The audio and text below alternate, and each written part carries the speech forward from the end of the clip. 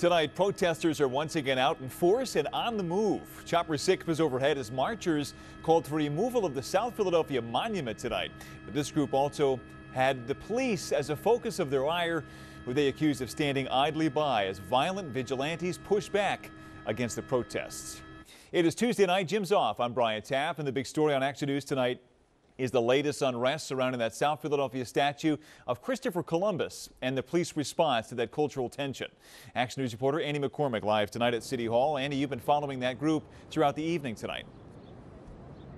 And Brian, that's right. They began today at Broad and Snyder and marched up here to City Hall. They just wrapped up a short time ago.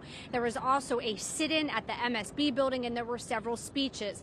At issue again is several things. Among them, they feel that police were not doing enough for people who were attacked while they say protesting at Marconi Plaza. Today's march comes in the wake of what these protesters say is Philadelphia police's blind eye to armed vigilantism at Marconi Plaza.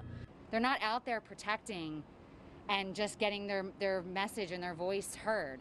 They're there to create violence. This woman, who does not want to be identified, says Monday night she rode her bike to the plaza and was standing across the street from the Christopher Columbus statue when she was the victim of an unprovoked attack.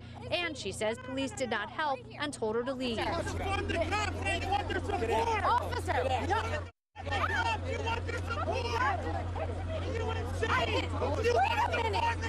She says her attacker was with the armed men in front of the statue and destroyed her bike and kicked her leg. She filed a police report. She says she was not part of any of the protests, but now feels compelled to join. I just don't understand why that's allowed.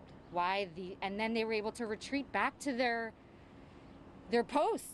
Many of the armed citizens that stood vigil said to Action News it wasn't all about the statue. They did not want to see protests turn into riots and put people and property at risk in their neighborhoods. Anthony Giordano, who heads the community group Stand Up South Philly, says they also do not approve of any racism or violence and asked people who were guarding the statue last week to stay home today. If you were to engage another protester, that's what they hopefully want you to do sometimes. So then there's the interaction, then someone says something, the next person says something, and then all of a sudden peacefulness turns into non-peacefulness.